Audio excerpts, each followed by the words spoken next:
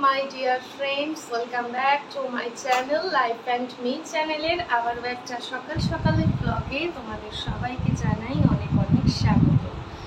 সকালবেলা ঘুম থেকে উঠে চা বানিয়ে নিয়েছি। এই যে চা এখনো কমপ্লিট করতে পারিনি, চা খাচ্ছি। বাসন কোসন জমেছিল প্রচুর, সেগুলো সব মেজে ধুয়ে নিয়েছি। আর এখন মাম্মা উঠলো ঘুম থেকে। অনেকটা আগেই সকাল শুরু হয়েছে, কিন্তু ব্লগটা স্টার্ট করছি আজকে থেকেই। আজকে হলো দুধ চতুর্দশী। তো বেশ কিছু আমাদের রিচুয়ালস তো রয়েছে এই চতুর্দশীকে কেন্দ্র করেই, সেই সব কিছু দেখতে পাবে। দেখতে থাকো আমার ব্লগটা, আশা করি ভালো লাগবে। তো চলো তোমাদের সাথে আজকে দিনটা শুরু করছি। স্কুল অফিস সব কিছুই ছুটি, সেই কারণে ব্রেকফাস্টের তোড়জোড়ও কিন্তু রয়েছে। নতুবা তোমাদের দাদাভাই অফিসে তো বেরিয়ে যায় ভাত খেয়েই, টিফিন নিয়ে।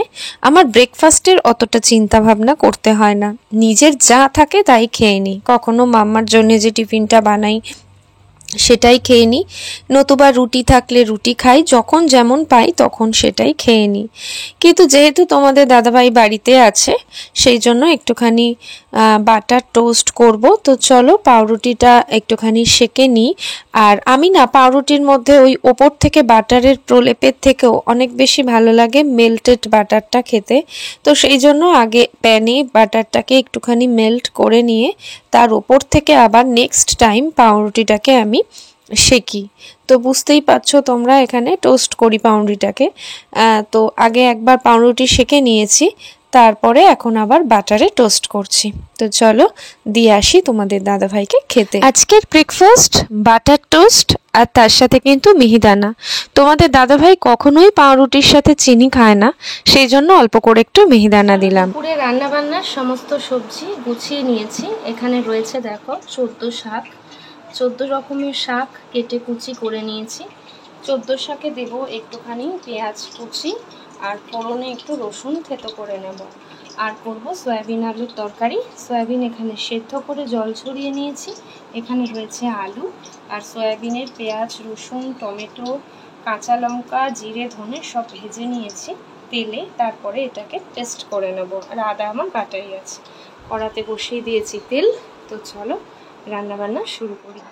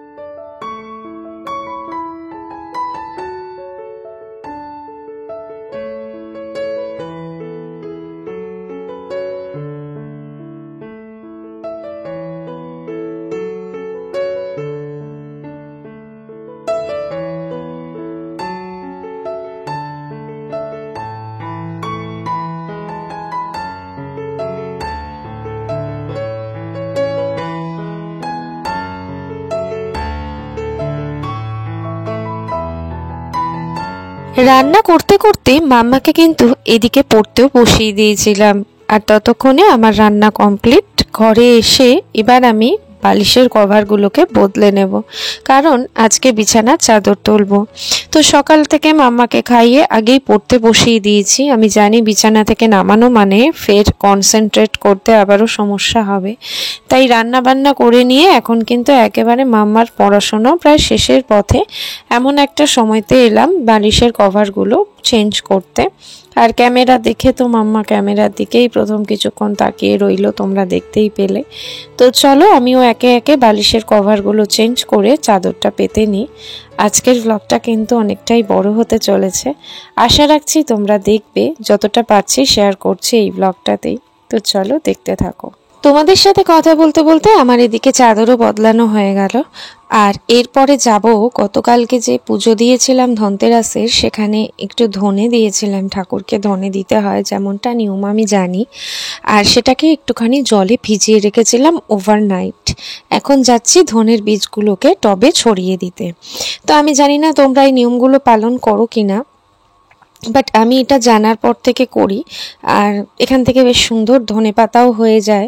তো ওভারনাইট ভিজিয়ে রেখেছিলাম আর এখন এইভাবে ধনের বীজগুলোকে টবের মধ্যে ছড়িয়ে রাখলাম। তো গাছগুলো যখন বেরোবে ডেফিনেটলি শেয়ার করব তোমাদের সাথে। বেলা ছোট হয়ে আসছে কিন্তু কাজ যেন আর শেষ হয় না। যদিও টুনি দিয়ে বারান্দাটা সাজিয়ে রেখেছি কিন্তু এই জামা কাপড় আমাকে বারান্দাতেই মেলতে হবে। চাদর বালিশের কভার সব কিছু তুলেছিলাম, সেগুলোকে মেশিনে একেবারে কেচেই ফেলেছি। আর এতটাই ড্রাই হয়ে বেরোয় আমার মেশিন থেকে যে একটু হাওয়া লাগলেই শুকিয়ে যায়। তো সন্ধেবেলা রয়েছে আবার প্রদীপ জ্বালানোর প্রোগ্রাম। তো প্রদীপ তো অবশ্যই জ্বালাবো, তবে ছেলের সাহচর্যে ও যাবে পড়ে আসলে তারপর ওর সঙ্গে প্রদীপ জ্বালাবো। ততক্ষণে আশা করা যায় জামা কাপড়গুলো শুকিয়ে যাবে। তো চলো আমি জামা কাপড়গুলো মেলি আর তোমরা যেভাবে দেখছিলে ভিডিওটা দেখতে থাকো। শুভ সন্ধ্যা বন্ধুরা, চতুর্দশীর সন্ধে লেগে গেছে আর বাবুর পড়া ছিল বলে আসতে একটু দেরি হলো। প্রত্যেকবার আমার ফ্ল্যাটে কিন্তু ও এসেই 14 প্রদীপ দেয় আমার সাথে, তো আজকেও ওই দেবে তাই চলে এসেছে। আর চলো প্রদীপের সলতে তেল সবকিছু দিয়েই রেডি করে নিয়েছি একবারে, তোমাদের সাথে শেয়ার করি। আর ঘরের চারিদিকে 14 প্রদীপ ধরাবো। তো চলো, মাম্মা নিয়েছে হাতে, এই যে বাবু হাসিটা কেউ মুখ দিচ্ছে না। বাবু দেখ এইটাকে ধরিয়ে ধরিয়ে ধরে মাম্মা।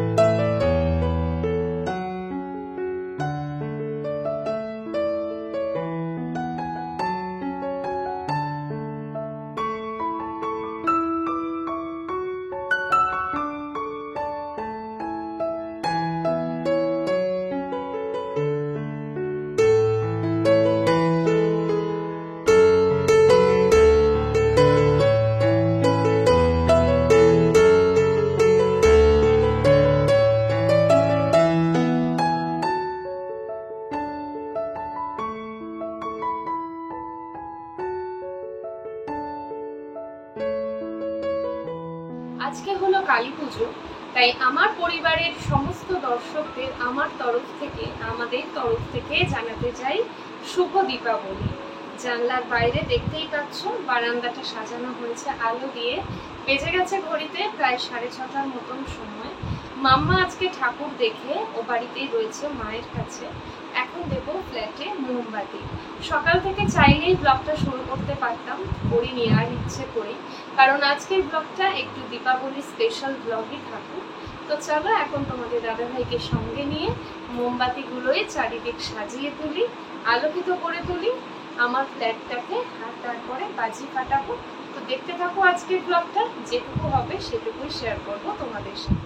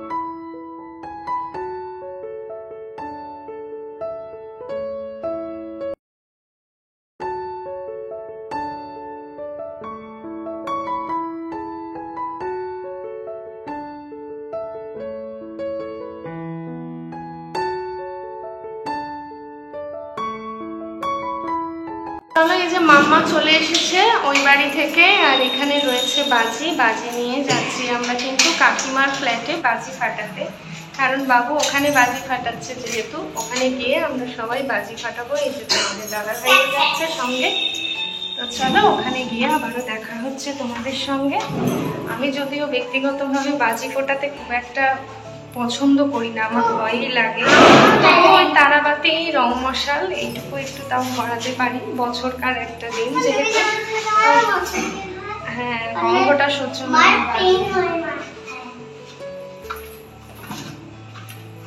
কি করবো আমি। বাবু চলে এসেছে আমাকে আনতে, আর ওকে ছাড়া আমার একটা দিনও কাটে না, বিশেষ করে স্পেশাল দিনগুলো। বাবু বাবু কি কি কেনা হলো? আলু বম 200 টাকা। আলু বোম সেল তো পড়ে আছে। ফাটাসনি এখনো? না, চিঙ্কু বড়টা ফাটিয়ে দিয়েছে, ছোট দুটো ফাটিয়েছে। ছোট তোদের জন্য একটা পড়ে আছে, আর একটা এরকম সাইজ আছে না, মার্কিং করে। এই বছরের দুর্গাপুজোটা তেমনভাবে কিন্তু পুজোয় মাতোহারা হতে পারিনি, তাই কালী পুজোর আনন্দ নিতে আমরা প্রত্যেকটা মুহূর্তকে এনজয় করেছি। আর দীপাবলি মানেই এত সুন্দর আলোর উৎসব, চারিদিক বাজি, আলো, মোমবাতি, প্রদীপে দেখো কত সুন্দর সেজে উঠেছে। একেবারে ছতলার ওপরের ছাদ থেকে দেখাচ্ছি তোমাদেরকে ভিউটা, আর এক এক করে বাজি ফাটাচ্ছে বাবুও। তো চলো শেলটাই প্রথমে তোমাদের সাথে শেয়ার করি, যদিও এটা ছোট শেল, বড় শেলটা আমি আসার আগেই ওদের ফাটানো হয়ে গেছে। আর বাজি ফাটাবো তাতে আমার একটু নার্ভাসনেস কাজ করেই, তাই ছেলে কিন্তু এবারও আমার ভয়কে জয় করিয়েছে, ওর সঙ্গেই বড় বড় বাজিগুলো আমি ফাটিয়েছি। তো চলো দেখতে থাকো তোমরা আমাদের বাজি ফাটানোর কিছু মুহূর্ত, তোমাদের জন্যেই ক্যামেরা বন্দি করে রেখেছি যাতে এই ব্লগটা আনতে পারি তোমাদের জন্যে। দেখতে থাকো।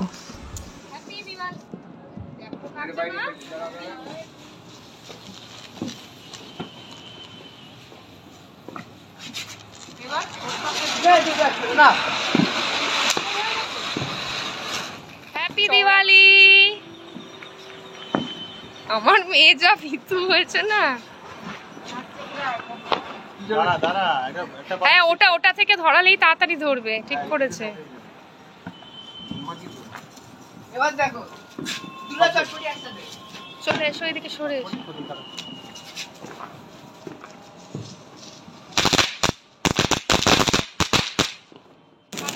না বলে আমার গায়ের কাছে না, বদমাইশি না। আসছে বাবু, কি ছাড়ছে গো? কালীপট্টা?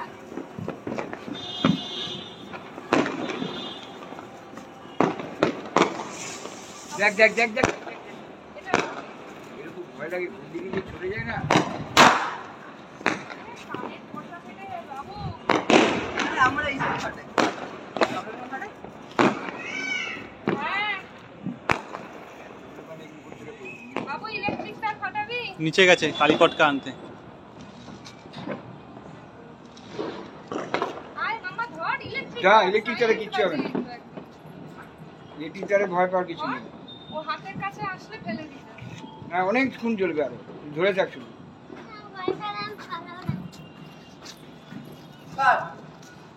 কি আনলি? রসুন পটকা, ওগুলো ড্যাম্প। বাবু কিছু ফাটালে ফাটিয়ে ফেল, এই দেখ ইলেকট্রিক তার থেকে অনেক কিছু ধরানো যাবে। বাবু কিছু ধরালে ধরে ফেলতে পারবি। দাঁড়া দাঁড়া, ওগুলোকে ভালো করে মারতে হবে।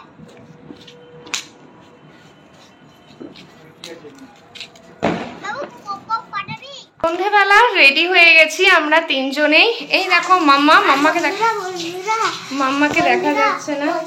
তোমরা জানো আমার ভাইয়ের হাতে কে লাফিয়ে পড়ে গেছিল। হ্যাঁ, তো চলো মাম্মা রেডি হয়ে গেছে ওখানে, এখানে আমি রেডি হয়ে গেছি। আজকে একটা নতুন শাড়ি ভেঙে পড়লাম, আর ওপাশে রয়েছে তোমাদের দাদা ভাই। তো চলো আমাদের এখানকার একটুখানি পুজোর প্যান্ডেলগুলো ঘুরিয়ে দেখাই তোমাদেরকে, আর দেখতে থাকো ভিডিওটা।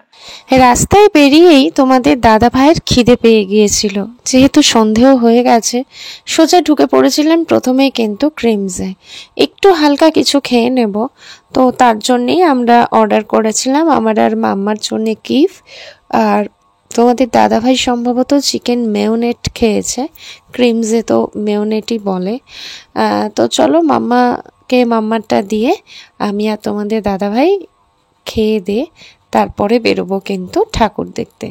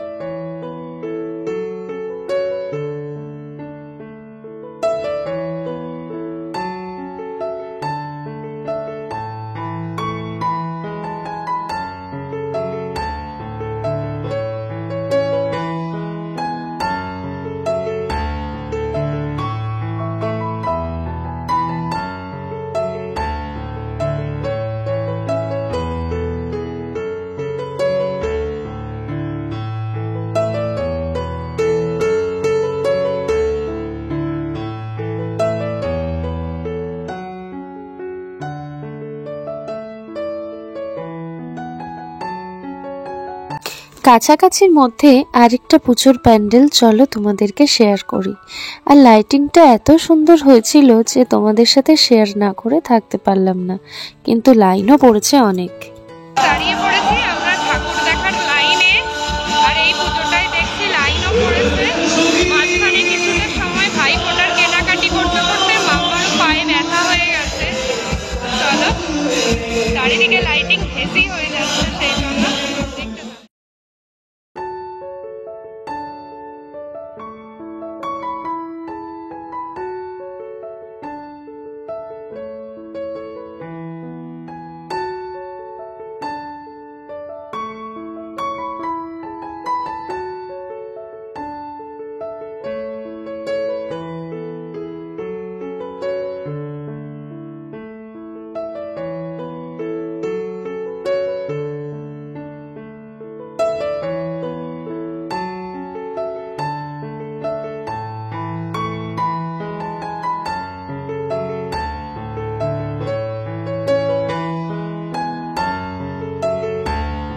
মাম্মার আবদারে এই ক্লাবটার বাইরেই হচ্ছিল একটা মিউজিকের প্রোগ্রাম, তো আমরা দেখতে দাঁড়িয়ে পড়েছি। দেখো মাম্মার ভীষণ উৎসাহ দাঁড়িয়ে দাঁড়িয়ে গান শুনবার।